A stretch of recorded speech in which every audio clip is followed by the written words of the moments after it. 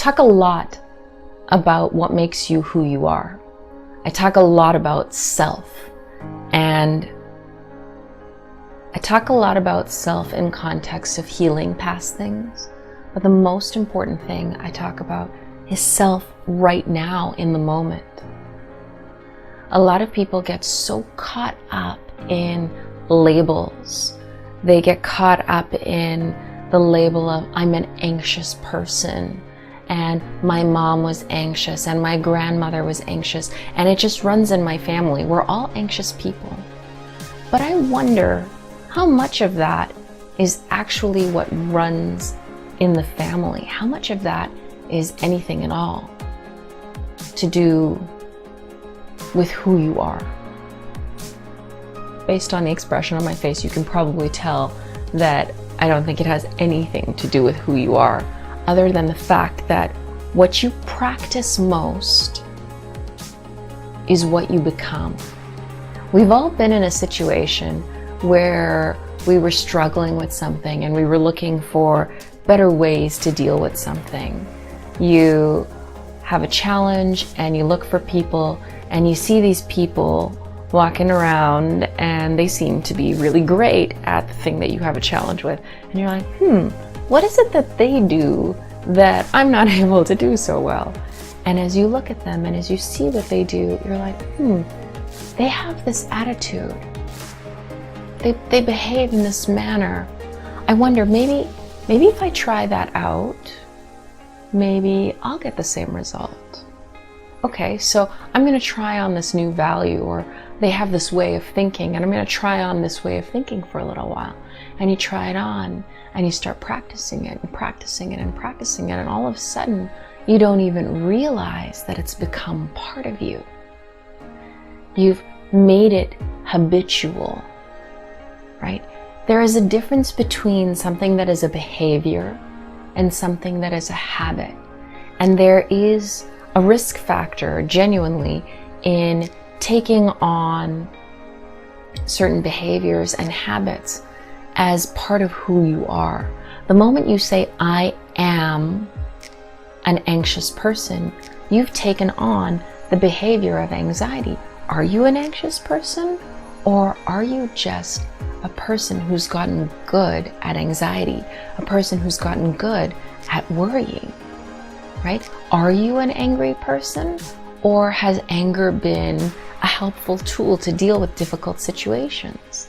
The truth is that you are what you practice most, and you don't have to be an anxious person.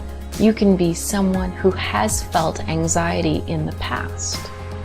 You are not your past actions. You are the choices that you make today.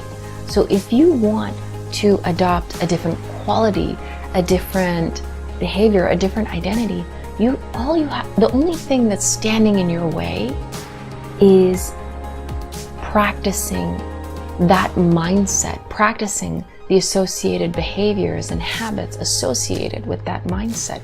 It's actually that easy. What could you today shift about yourself? What label do you wear, potentially even as an excuse to having to deal with things in your life in a certain way? What do you deal with that actually has no relevance on who you really are? Because that's what we're talking about here. We're talking about who you really are. What matters to you most in life. Who do you want to be, and who are you right now? Are you being in your life, through your behaviors, through your habits, through your actions, someone that is genuinely congruent with who you truly feel you are, inside and at your best?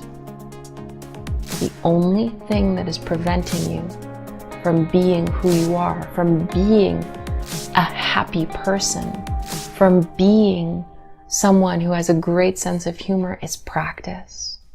Practicing that mindset, that ideology. There was a really great activity that was done by an incredible speaker, and he said, when you look at the qualities of a leader, there are 3 subsets to what a leader has. They have gifts, skills, and attitudes. And when done in an exercise, and I've done this exercise with groups before, you ask people, well, what do you see? What do you notice? And in the gifts, in the skills, in the attitudes, you find very few gifts. You look at an athlete, a pro athlete, you might say, okay, this person has the gift of their genetics and their muscular conditioning. And okay, great, that's about it.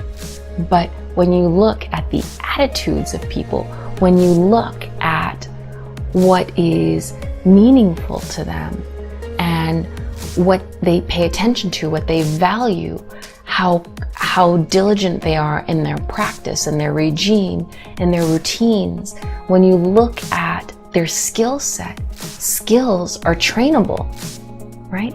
Attitudes are practicable. Gifts are but a small percent. And we've seen it time and time again where there's that person who physiologically shouldn't have been able to do something, but they do it anyways because of their skills, because they train hard, because they adopt the right attitude. And so how can you take that into your life? You don't need to have a gift necessarily to proceed. You need to work hard. I love it. Will Smith said it the best. He said, you put me on a treadmill next to someone, and I'm paraphrasing. He's like, if I'm not going to win, I'll die trying. And that's the difference between me and someone else. I'm not the best looking. I'm not the most talented, but I will die on that treadmill. And he said he won't be outworked. And maybe you won't be outworked in your career, but what about for yourself? What about for what you do for yourself? The relationship that you have with yourself is the relationship that you have your entire life. No one can take that relationship from you. That relationship, all others will come and go. But you are stuck with yourself from the beginning of your life till the end of your life. And who knows about the great beyond?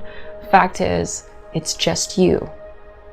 What are you doing to be the best you with yourself so that you enjoy your own company, so that you like who you are when you're surrounded by people, by coworkers, by situations? What are you doing for yourself right now?